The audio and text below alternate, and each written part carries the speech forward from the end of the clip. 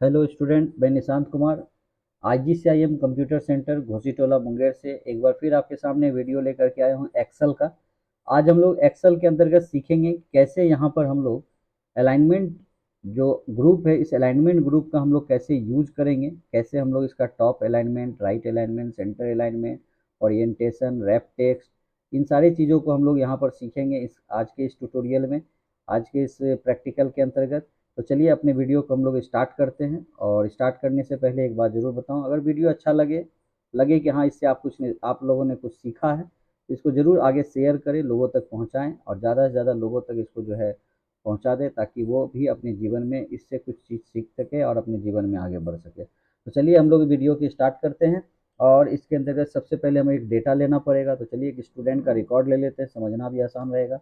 जैसे स्टूडेंट का roll number हम लोगों ने ले लिया, रोल नंबर, और उसके बाद इसमें स्टूडेंट का नेम। तो आप देख पा रहे होंगे अभी हम कुछ भी लिख रहे हैं तो वो हमारे सेल में क्या हो रहा है, हाइड हो जा रहा है।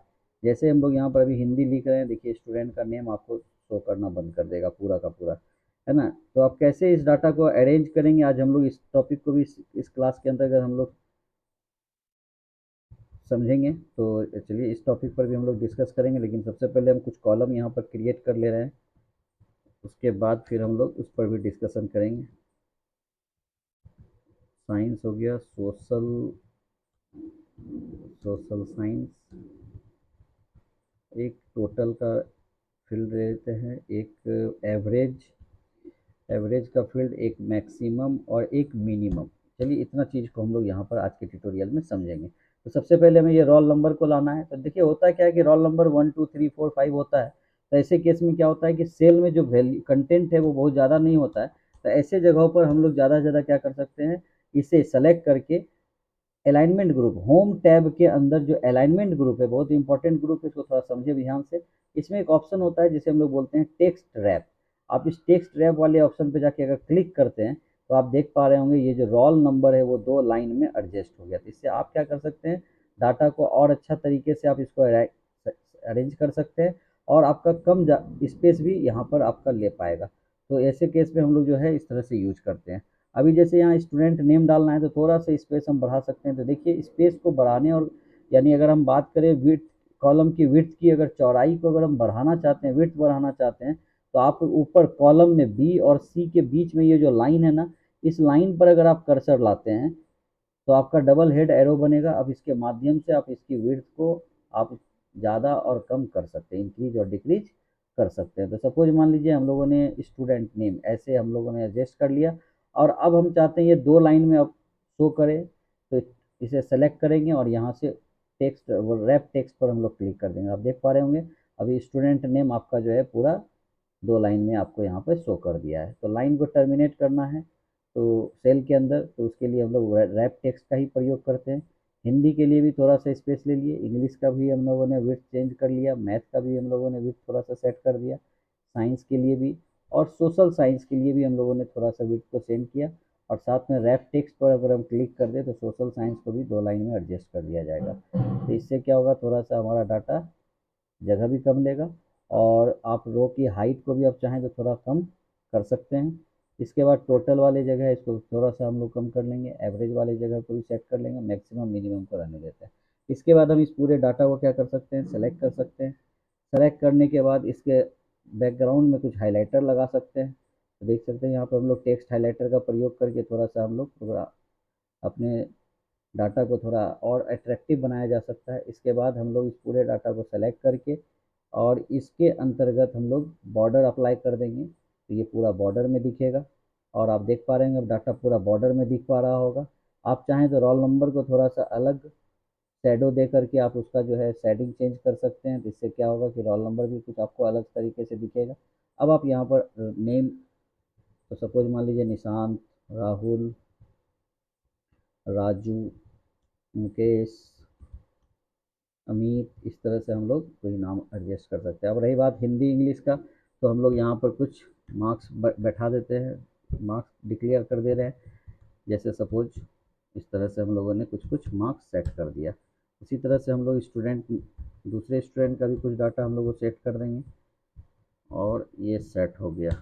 उसी तरह से नेक्स्ट उसका भी हम लोग सेट कर देंगे, ये भी सेट हो गया। सपोज मान लीजिए इस तरह से हम लोगों ने सेट कर दिया, और लास्ट ये भी रिकॉर्ड किया हम लोगों ने, एंट्री कर दी सही से। एंट्री महत्वपूर्ण है, इसलिए आप एंट्री ज़रूर करें। उसके बाद अब आता है क्या, कैसे हम लोग टोटल निकालेंगे। तो टोटल निकालने के लिए हम लोग फार्मूला यूज करेंगे, equal to SUM, sum bracket open, और यहाँ से हम लोग सेल का एड्रेस देंगे। तो ये जो हमारा हिंदी वाला 45 है, इसका जो सेल एड्रेस है वो क्या है, तो आप देखिए ध्यान से, इस कॉलम का जो एड्रेस है पहले वो जानना है C, और रो का एड्रेस तो 6, तो इस सेल का एड्रेस हो गया C6, आप टाइप कर दीजिए C6, और कॉलन लास्ट सेल का एड्रेस क्या होगा, तो ये हो गया G और 6, तो G6 हमारा लास्ट सेल एड्रेस है। अगर आपको ये सेल फाइंड करने में दिक्कत हो तो आप और भी आसान तरीका यूज कर सकते हैं, equal to sum bracket open, उसके बाद आप यहाँ क्लिक कर दें, आप जिस सेल को आप निकालना चाह रहे हैं, ऑटोमेटिक उस सेल का एड्रेस जो है वो आपको यहाँ पर दिखाएगा, है ना, आप देख पा रहे होंगे। और यहाँ से कॉलन प्रेस करें, कॉलन के लिए हम लोग यूज करते हैं सेमी, ये शिफ्ट के साथ हम लोग कॉलन का प्रयोग कर लेंगे, और उसके बाद फिर हम लोग सोशल साइंस वाले पे क्लिक कर देते हैं। आप देख पा रहे हैं पूरा का पूरा रेंज ये एक्सेप्ट कर लिया, और आप यहाँ से निकाल सकते हैं। तो हालांकि पिछले क्लास के पिछले वीडियो में भी हम लोगों ने बताया था कि कैसे हम लोग फार्मूला निकालते हैं, तो वो तो आप लोगों ने पहले भी देखा होगा, फिर से मैंने यहाँ पर रिविजन कर दिया। साथ में हमने इसे पूरा सेलेक्ट किया, और सेलेक्ट करने के दरमियान यहाँ पे कंट्रोल D प्रेस कर देने से ये पूरा का पूरा डाटा एक बार में निकल जाएगा। जस्ट हम लोग एवरेज निकालना चाहते हैं, equal to AVERAG average, bracket open करेंगे, और सेम उसी तरह से हम सेल सेलेक्ट कर लेंगे, जितने सेल को हमको निकालना है उस सेल का सेलेक्ट करके एंटर कर दें। आप देख पा रहे हैं यहाँ एवरेज भी निकल गया, और इस एवरेज में आप चाहते हैं कि पॉइंट के बाद 2 डिजिट शो करे, तो यहाँ से इंक्रीज और डिक्रीज डेसिमल दिया गया, इसके माध्यम से आप सेट कर सकते हैं। अब यहाँ से यहाँ पूरा सेलेक्ट कर ले और कंट्रोल D प्रेस कर दे, तो आप देख पा रहे होंगे सारे का एवरेज एक बार में निकल गया। अब हमें जानना है कि ये जो सब्जेक्ट है इसमें से हाईएस्ट मार्क्स किस में है, तो इसके लिए हम लोग क्या करेंगे, मैक्स नाम का एक फॉर्मूला होता है, equal to MAX max, bracket open करेंगे, और अपने पूरे सब्जेक्ट को हम लोग सेलेक्ट कर लेंगे और ब्रैकेट क्लोज करेंगे। तो आप देख पा रहे होंगे इस पूरे रेंज में अगर हम बात करें तो 98 सबसे हाईएस्ट था, तो मैक्स ने 98 निकाल के दे दिया।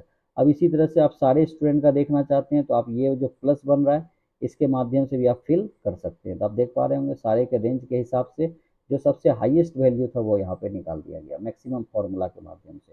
उसी तरह से equal to MIN min, min का फॉर्मूला है, जिसके माध्यम से हम लोग यहाँ से मिनिमम वैल्यू निकाल सकते हैं कि पूरे सब्जेक्ट में सबसे मिनिमम कौन तो कितना वैल्यू है, तो सबका मिनिमम वैल्यू भी यहाँ पे दिखा पा रहा है। तो आप इस तरह से मिनिमम वैल्यू निकाल सकते हैं, और साथ में यहाँ पर इसे प्लस के माध्यम से आप इरेज कर सकते हैं। साथ में अगर आप चाहते हैं कि रिजल्ट शो हो, कौन पास है कौन फेल है, आप ये भी देखना चाहते हैं, तो आप यहाँ पर रिजल्ट के लिए भी आप एक डाटा तैयार कर लें, और इसे भी आप अपने सेट करके सेलेक्ट कर लें, और यहाँ से यहाँ पूरा सेलेक्ट करके इसे आप बॉर्डर में अप्लाई कर दें, ऑल बॉर्डर, और साथ में इसकी भी शेडिंग सेम करना चाह रहे हैं तो यहाँ से शेडिंग को भी अप्लाई कर दें। आप यहाँ से देख पा रहे हैं अप्लाई हो गया। अब यहाँ पर हमें इसका एवरेज ये निकालना है कि ये टोटल जो है स्टूडेंट यहाँ पर पास है या फेल है, तो इसके लिए हम लोग एवरेज के अकॉर्डिंग इसका पास फेल हम लोग निकालेंगे। तो इफ़ नाम का फॉर्मूला प्रयोग करेंगे, इफ़ ब्रैकेट ओपन करेंगे, और यहाँ से हम लोग शो करेंगे क्या कि जो भी इनका एवरेज निकला हुआ, अगर वो average greater than equals to 30 है तो उस व्यक्ति को हमें पास करना है, कॉमा, और पास दे देंगे। और अगर उसको हमें अगर वो फेल है, इसके अलावा अगर 30 से बिलो अगर मार्क्स आता है तो हम उसे क्या करेंगे, फेल कर देंगे। तो उसके लिए हम लोग क्या करेंगे, यहाँ पर फेल का लॉजिक उसके साथ सिर्फ डबल इन्वर्टेड कॉमा में FAIL फेल लिख के डबल इन्वर्टेड कॉमा क्लोज और ब्रैकेट बंद करके इंटर कर देंगे। तो आप देख पा रहे हैं अभी आपका यहाँ डाटा, यह जो आपका एवरेज था वो 30 से एबव है, इसलिए यहाँ पर पास दिखा रहा है। आप देख पा रहे हैं यहाँ से प्लस क्लिक कर देंगे तो जो हमने फॉर्मूला ऊपर लगाया अभी सारा का सारा रिजल्ट पास है। चलिए किसी को फेल बनाते हैं, तो फेल बनाने के लिए क्या करना होगा, कुछ नंबर एडिट कर देते हैं। जैसे आप देख पा रहे होंगे कुछ नंबर हमने क्या कर दिया, यहाँ पे एडिट कर दिया। तो आप देखिए अब धीरे धीरे यहाँ पर आपको वैल्यू शो कर देगा कि आप देखिए, आप देख पा रहे होंगे। अब जैसे हमने यहाँ पर कुछ नंबर एडिट किया, सपोज आप देखें यहाँ से कुछ नंबर एडिट है, यस, आपने देखा यहाँ पर हमने एडिट कर दिया तो उसका टोटल भी कुछ निकल गया, एवरेज बिलो 30 हो गया तो वो व्यक्ति फेल हो गया। इस तरह से आप यहाँ पर फेल पास का लॉजिक लगा सकते हैं।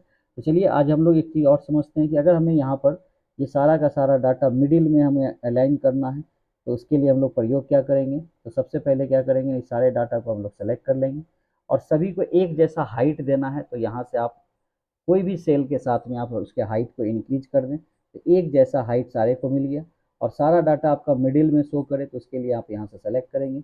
आपके पास यहाँ पे ऑप्शन दिया गया है टॉप, तो आप देख पा रहे होंगे सारा डाटा टॉप अलाइन हो गया होगा, ये मिडिल अलाइन हो गया होगा और ये बॉटम अलाइन हो गया होगा।